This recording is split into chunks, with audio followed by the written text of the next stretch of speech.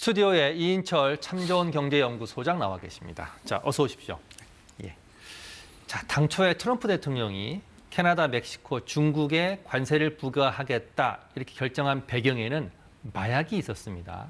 이건 표면적인 이유인 것 같고요. 그렇습니다. 속내는 다른 거죠. 맞습니다. 이제 명분으로 이제 마약류 그리고 이민 문제를 들고 있지만 속내는 아메리칸 퍼스트. 무역 수지 굉장히 흑자를 많이 보는 국가를 상대로 타깃을 하고 있습니다. 중국은 대미 무역 흑자 1위.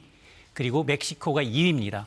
캐나다가 6위에서 8위를 오가고 있는데 자, 예고대로 이제 4일부터입니다. 현지 시각으로 캐나다, 멕시코 산에 대해서는 25%를 그리고 중국은 기존에도 무관세가 아니었습니다.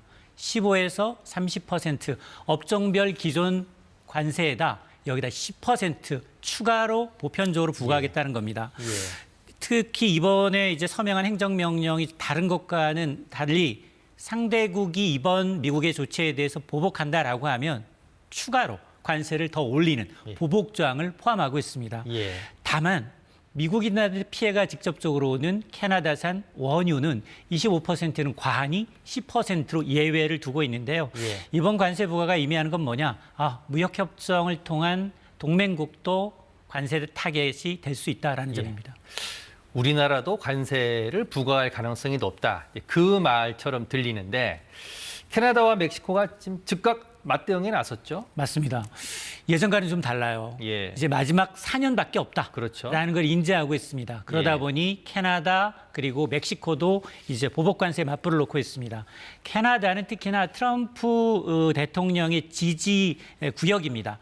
플로리다산 오렌지 주스는 수입하지 않겠다. 그건 관세를 매기겠다. 켄터키에 법원을 거론하면서 155억 원어치의 미국산 제품의 25%에 똑같이 4일부터 보복 관세를 부과하겠다라는 겁니다. 그러면서 이미 사퇴 의사를 밝힌 트루도 캐나다 총리는 자, 앞으로 미국산 대신에 자국산 제품을 좀 애용해달라. 애국심에 호소를 하고 있습니다. 실제로 지금 SNS상에서는 앞으로 미국산 주스를 안 마시겠다라는 이제 불매운동 조짐이 벌어지고 있고요. 멕시코도 반격에 나서고 있습니다. 클라우디아 세인바움 멕시코 대통령은 미국산 제품에 대한 보복 관세를 준비하라라고 지시를 하니까 관세뿐 아니라 비관세 조치를 포함한 플랜 B를 준비하고 있는데 한 25%에 상응하는 관세 부과가 예상이 되는데 근데 앞서서 미국이 행정명령 단서 조항에는 이 두 개 국가가 보복 관세를 부과하게 되면 미국은 추가로 더 관세를 부과할 수 있기 때문에 총성 없는 무역 전쟁이 본격화됐다라는 겁니다.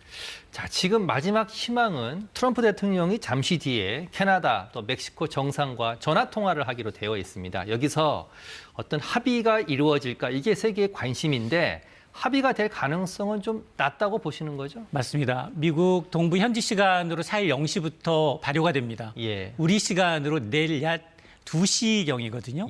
이제 한 자정가량 남아있는데 저는 물론 전화통화는 정상간 할 거예요. 근데 그동안도 많이 했습니다. 그런데 한꺼번에 획기적으로 어떤 타결책이 나올 가능성은 상당히 좀 낮아 보이는데요. 트럼프 대통령은 아주 극적인 일은 일어나지 않을 것이다 라면서 강경한 입장을 좀 시사하고 있고요. 특히나 이제 트럼프 대통령이 납득할 만한 대미 무역 흑자 개선책을 내놓지 않는다면 관세 부과는 강행할 것으로 보이고 이거는 이제 트럼프의 강경한 외교 정책을 좀 유지하겠다는 전략적 판단에서 시작됐기 때문에 그렇습니다. 다만 변수가 뭐냐? 미국 기업들 소비자가 반발하고 있습니다. 당장 값싼 캐나다와 멕시코산에 대해서 25%의 관세를 부과하게 되면 당장 그 피해가 국민들, 기업들한테 전가될 수 있다라는 건데요. 근데 앞서 이제 지난달 말이었습니다. 콜롬비아한테도 고의로 관세를 부과했어요. 니네 이제 불법 이민자 송환 문제를 둘러싸고 이제 관세 부과하겠다라고 하니까 우리가 이제 협력하겠다라고 약속을 하니까 9시간 만에 또 철회했거든요. 그러니까 아마 이제 좀 시간을 늦추는 방안은 나올 수 있겠지만 관세를 완전하게 이제 없는 것으로 돌리긴 좀 어려워 보입니다. 캐나다와 멕시코의 반응과 좀 달리 중국은 좀 조용한 편입니다. WTO에 제소하겠다 이런 방침만 밝혔는데 중국의 속내는 뭘까요? WTO 제소는 구속력이 없습니다. 중국의 손을 들어준다 하더라도 중국이 미국한테 요구할 수 없는 상황임에도 불구하고 예. 보복 강도를 조절하고 있다는 겁니다. 예. 일기행정부시를 한번 맞았습니다. 그러다 보니 중국의 셈법은 뭐냐? 정면 충돌보다는 조금은 단계적으로 대응을 하면서 협상하겠다. 경제적 충격을 최소화하겠다는 겁니다. 예. 지금 그렇지 않아도 중국은 과거에 비해서 경제 성장률이 낮아지고 있고요. 예. 내수 침체가 극심한 상황에서 무역 흑자가 절실합니다. 예. 이것은 이제 전면전으로 치닫는 건 부담이기 때문에 어쨌든 WTO 제소로 여론전을 강화하면서 미국의 일방적 조치를 좀 부각시키는 그런 이제 노력은 하겠지만 반대로 지금 생각해 보면 트럼프 행정부, 트럼프 당선인은 예고할 때는 중국산에 대해서 60% 고유를 얘기했는데 예. 지금 10%거든요. 예. 단계적으로 올라갈 것으로 예상되고 있기 때문에 당분간 중국은 물밀 협상을 통해서 관세 충격을 좀 최소화하려는 협상에 주력할 것으로 보입니다. 예. 아까 조금 전에 말씀하신 것처럼 미국 소비자, 미국 기업들 지금 난립니다. 그래서 미국 소비자들이 사재기에 나서고 있다 이런 보도가 나오고 있는데 그럼에도 불구하고 트럼프 대통령은 전선을 확대해서 유럽연합에도 관세를 부과하겠다 이런 방침을 밝혔어요. 맞습니다. 이번 관세 부과의 다음 타겟이 누구냐? 바로 유럽연합이 될 가능성이 높습니다. 예.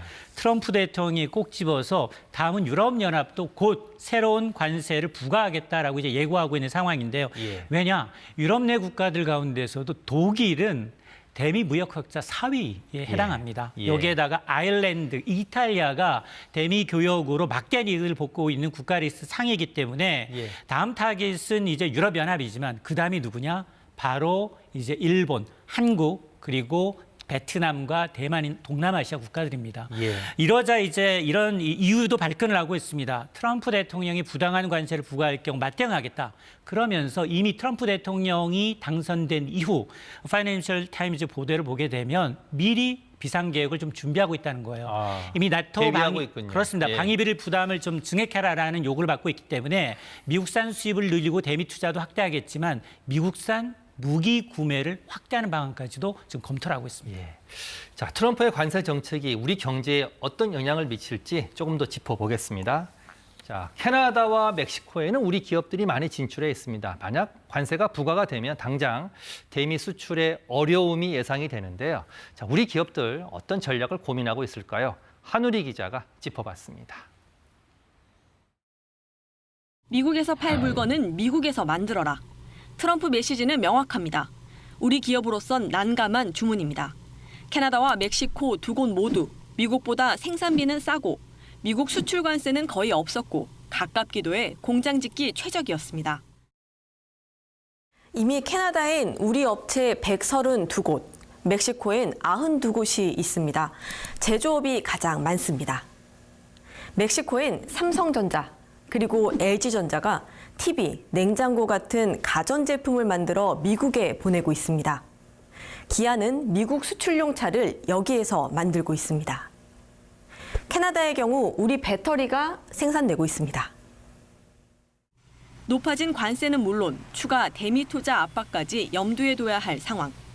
미국으로 또 공장을 이전하는 걸 고민 중입니다. 미국 내 생산 시설의 운영 노하우 등을 활용해서 생산지 이전 및 기존 생산지별 캐파 조정 등. 그런데 결국 미국 좋은 일만 되올 수 있습니다. 문제는 미국의 인건비가 상당히 높아요. 그게 과연 관세 부분을 커버할 정도로 그게 효율적인지는 좀 상당히 부정적으로 앞서 미국의 세탁기 공장을 차린 삼성. 현지 홍보를 보면 공장 건설에만 돈이 드는 게 아닙니다. But they do more than that. They've given money and equipment to local schools. 미국 투자도 좋지만 다른 대안도 필요하다는 지적이 나옵니다. 대체 시장을 개발하는 노력을 좀 더 늘려야 되는 거는 맞습니다. 한국에서는 고부가가치 제품을 많이 만들어서 그 제품 기술 개발 쪽으로 정책적인 지원. 산업부는 오늘 미국 대응 태스크포스 회의를 열고 주요국 동향을 파악하고 가용 가능한 모든 걸 활용해 피해를 최소화하겠다고 밝혔습니다. KBS 뉴스 한울입니다. 앞서 리포트를 보시면 생산 시설을 이전하는 것은 최선의 방법은 아닌 것 같습니다. 맞습니다. 자, 그런데 걱정이 하나 더 있습니다. 트럼프 대통령이 이달 중순부터는 나라별로가 아니라 특정 품목, 그러니까 반도체에 대해서도 관세를 부과하겠다 이렇게 밝혔는데 이게 현실화될 경우에 우리나라 반도체 업계에 미치는 영향이 간단치 않을 것 같은데. 그렇습니다. 당장 이달 중순 18일이라는 이제 예정 보도까지 나오고 있는데요. 예. 트럼프 행정부가 반도체, 철강과 같은 부문별 관세 부과를 예고하고 있는 상황입니다. 예. 자, 이렇게 되면 반도체는 그나마 지난해 우리가 내수부진 속에서 수출이 잘 나갔는데요. 반도체가 1등 공신이었습니다. 그렇죠. 예. 반도체는 이중고입니다. 일단 보편적 관세 부과로 인한 이제 수출 물량 감소도 있지만 또 하나는 바이든 행정부 당시 미국 내 투자를 늘렸기 때문에 약속했던 보조금, 예. 이른바 이제 보조금도 이미 도장은 찍었습니다. 그럼에도 불구하고 입금이 아직 되지 않은 상황입니다. 예. 삼성전자의 경우에는 47억 4,500만 달러, 6조 9천억 원 상당을 받기로 약속돼 있는데 이게 물거품이 될 수 있다라는 겁니다. 예. 이렇게 되면 삼성전자의 반도체 공장 미국 내 설립 자체가 지금 수포로 돌아갈 수 있는 상황이고, 자, 그러다 보니 우리 반도체 업계는 지금 굉장히 지금 발빠르게 움직이고 있습니다. 예. 왜냐하면 치포 동맹을 통해서 이번 우리가 설날 휴일 지내는 동안 중국의 이 딥시크 쇼크로 인해서 예. 대중국 견제를 더 강화해야 되는 분야가 바로 반도체거든요. 예. 특히 한국, 미국, 일본, 대만이 이런 이제 이 관세 장벽을 피하면서도 대중국 글로벌 반도체망에서 이제 이 기술을 자립 속도가 좀 빨라지는 걸 좀 감안하게 되면 우리가 오히려 한미 협력을 반도체 부분만큼은 강화해야 된다라고 설득해야 됩니다. 예. 자, 일본 총리는 조만간 이번 주 후반으로 예정돼 있습니다만 트럼프 대통령과 회담을 합니다. 정상회담. 자, 일본은 이렇게 발빠르게 움직이고 있는데 우리 정부는 지금 트럼프발 관세 전쟁 지금 잘 대응하고 있습니까? 맞습니다. 일본 이시바 총리가 오는 7일로 알려져 있거든요. 예. 트럼프 대통령과 직접 만나서 담판을 하게 되는데 우선 이제 우방국들의 행위를 보게 되면 우선 줄 건 주고 받을 건 받자. 트럼프의 의도를 파악하자라는 겁니다. 예. 우리가 지금 지난해 대미 무역 흑자로 80조 원의 이득을 봐서 무역 국가, 대미 상위 8번째 국가에 랭크가 돼 있습니다. 예. 그러다 보니 미국의 원유, 가스, 농축산물 수입을 좀 늘리되 대미 무역 흑자를 줄이는 노력을 보여줘야 되고, 또 하나는 우리나라가 3년 연속 대미 투자 미국 내 투자 1위를 차지하고 있기 때문에 이들 지역이 대부분 투자한 지역이 러스트벨트, 공화당 이제 우세 지역입니다. 이런 부분에 이제 상하원 의원들을 설득하고, 그리고 우리 기업들이 기존에 약속했던 보조금을 취소한다면 우린 더 이상 대미 투자를 통한 일자리 창출이 어렵다라는 점을 좀 피력하면서 이제 공조해 나가는 좀 로비가 좀 필요한 상황입니다. 예. 자, 오늘 말씀 여기까지 듣겠습니다. 이인철 참 좋은 경제연구소장이었습니다. 고맙습니다.